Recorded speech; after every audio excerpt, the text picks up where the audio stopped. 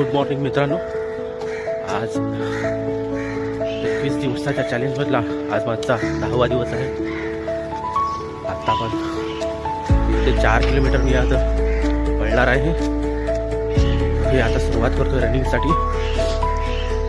थोडा उशीर झालाय तरी पण टाइम कव्हर करूया.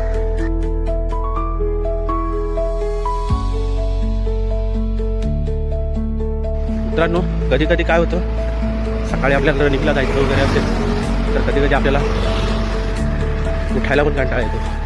पण त्यासाठी काय करायचं, आपण उठायचं, सरळ ड्रेस घालून आपण त्या मार्गाला निघायचं.